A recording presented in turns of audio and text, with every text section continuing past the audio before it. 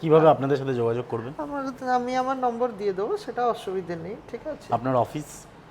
আমার অফিস মন্দিরের পশ্চিম গেটের ঠিক অপোজিটে দেখবেন গীত গোবিন্দ বলে লেখা আছে, ওটা আমার অফিস, ঠিক আছে। আচ্ছা। অফিস থেকে আমরা মানুষকে উইদাউট এনি চার্জেস, মানে কাউকে আজ অব্দি আমরা ফোর্স করে কোনো রকমের চার্জেস নিই না। আপনাকে আমরা দর্শন করিয়ে দিচ্ছি, আপনার পুজো টুজো করিয়ে দিচ্ছি। আপনার ইচ্ছা হবে আপনি দিয়ে যান, ইচ্ছা হবে না দিয়ে যান না।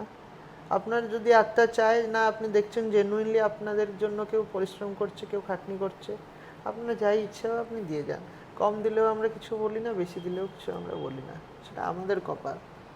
আমরা প্রভুর কাছে কাজ করি, প্রভু আমাদেরকে স্যালারি দেয়, আপনারা ওনাকে দেখা করতে এসেছেন, তাই না? তাহলে তার আমি মানে আপনার এই থেকে এই কেন লিয়াজোটা চাইবো? আপনারা মেনটেন করবেন। ধরুন অনলাইনে হোটেল বুক করলাম, আপনি আমাদেরকে বলে আপনাদের দিন। সাথে যোগাযোগ করলাম, আপনারা ভেরিফাই করে নিলেন যে হ্যাঁ ইটস ট্রু। কিচ্ছু ভেরিফাইড করতে হবে না দাদা। আমি অমুক জায়গা থেকে বলছি, একটু উপকার চাই। কি উপকার চান দাদা? একটা স্টাফকে আপনি প্রোভাইড করুন, যে স্টাফ ওই হোটেলে গিয়ে একটু ওই হোটেল রিসেপশনে দাঁড়িয়ে আমাকে ফোন করে দেবে, আমি ওর উপস্থিতিতে ওদেরকে কিংবা আপনার স্টাফকে ফোনপেতে টাকাটা পাঠিয়ে দেবো, ওখান থেকে স্লিপটা নিয়ে আমাকে ফটো তুলে হোয়াটসঅ্যাপে পাঠিয়ে দেবে। এইটুকু তো সাহায্য করাই যায় ভাই।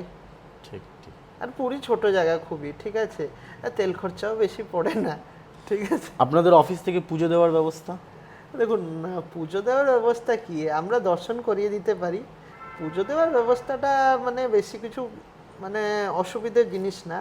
পুরীতে এটা সব জায়গায় এই ফেসিলিটিটা প্রোভাইড হয়। হ্যাঁ, লোকেরা হ্যারাসমেন্ট হওয়ার, এই কারণে আমি আপনাকে জিজ্ঞেস করলাম হ্যাঁ, যে পান্ডার কাছে গিয়ে হ্যারাসমেন্ট না হয়ে যদি একটা নির্দিষ্ট জায়গা থাকে যেখানে মানুষ গেল, তারা পুজোর জন্য নাম লেখালো, গোত্র লেখালো এবং পুজোর ব্যবস্থা করলো। দেখুন আমরা একটা জিনিস মানুষকে প্রোভাইড করতে পারি, যে আমরা আমাদের সার্ভিসের জন্য কোনো ফিক্সড চার্জ কারোর থেকে নিই না, ফার্স্ট।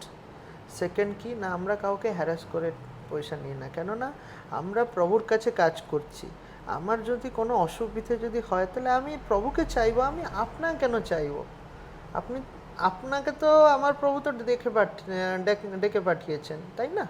আমি তখনও যাই বলেছিলাম, এখনও তাই বলছি, যখন আমার প্রভু কাউকে দেখতে চায় সে পুরীতে ডেকে পাঠায়। আর আমার সুপ্রিমো, আমার মালিক আপনাকে ডেকে পাঠিয়েছেন, আমি আপনাকে ওনার কাছে নিয়ে যাব, সেটার জন্য আপনার থেকে আমি পয়সা খাবো? সেটা আমার দ্বারা হবে না। হ্যাঁ, আপনাকে আমি দর্শন টর্শন করিয়ে দিলাম, আপনি আপনার স্বার্থে ওখানে কি ভোগ দিলেন, কি দান পুণ্য করলেন, সেটা আপনার ইচ্ছে। এইবার আপনি যাওয়ার সময় আমার হাতে কিছু দিয়ে গেলেন, সেটা আমার কপাল। আপনি দিয়ে গেলে আমার কপাল, আপনি নাও দিয়ে গেলে সেটা আমার কপাল। কেন, আমার অভাব থাকলে আমি আমার প্রভুর থেকে চাইবো, আমি আপনার থেকে কেন চাইবো? আপনি তো প্রভুর ঠিক কাছে এসেছেন, ঠিক। তাই না? উনি জগৎকে চালাচ্ছেন, উনি জগতের নাথ। আমি যদি ওনার কাছে আমি কাজ করছি, তাহলে উনি ঠিক আমার পরিবারকে উনি দেখছেন, উনি ঠিক আমাকে দেখছেন। তাই আমি ওনার কাছে থাকার সময় ওনার হয় যখন মানুষের সঙ্গে কথা বলি, তখন ওনার সম্মানটাও ওখানে সামনে থাকে।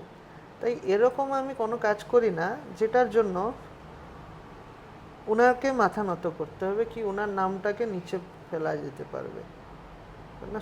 উনি সর্বোপরে, ওনার নামটা সর্বোপরে। কোথায় এসেছেন? পুরী হয়তো কেউ চিনতে পারবে না, জগন্নাথ ধাম থেকে এসেছে। ও উড়িষ্যা মে হ্যাঁ না জগন্নাথ ধাম। তিনি বদ্রীর নাথ না, তিনি দ্বারিকার নাথ না, তিনি কোনো জায়গার নাথ না, তিনি জগতের নাথ। যে কাজ, যে নিয়তিও যে জিনিসটা লিখে দেয়, তাকে কেউ পাল্টাতে পারেন না প্রভু ছাড়া। আর প্রভু যার সঙ্গে থাকেন, সে যে জায়গায় যে মুহূর্তে যে স্থানে দাঁড়াবে তার বিজয় সুনিশ্চিত। আরে যিনি একটা হতিয়ার না ধরে পুরো মহাভারতকে পল্টে দিলেন, ওনার সময় আমাদের ক্ষমতা কি? আমরা মানুষেরকে সেবা দেওয়ার জন্য ওখানে আছি।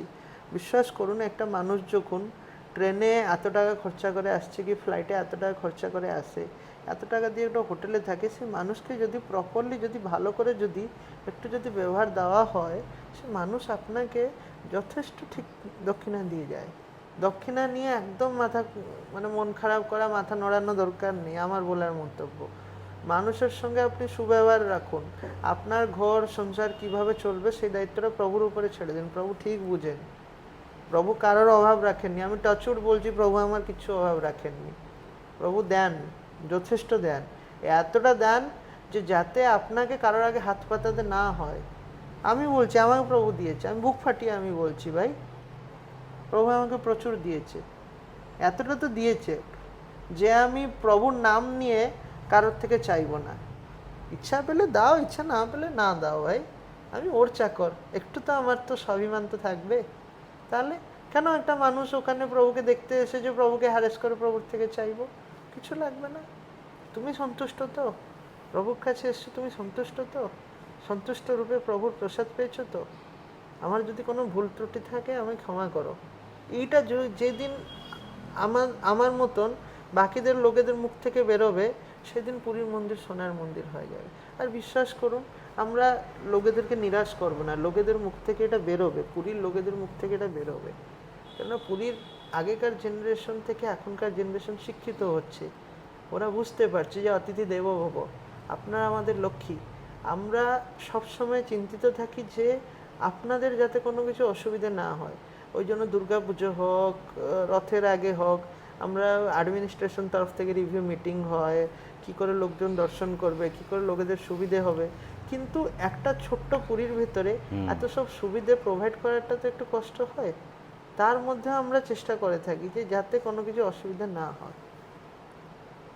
তাহলে পুরীর মন্দিরে গেলে মন্দিরের পশ্চিম দুয়ারে গীত ও গোবিন্দের অফিস, গীত গোবিন্দ, সেখানে গিয়ে যোগাযোগ করলে যা পরিষেবার কথা আপনি বললেন মানুষ পাবেন।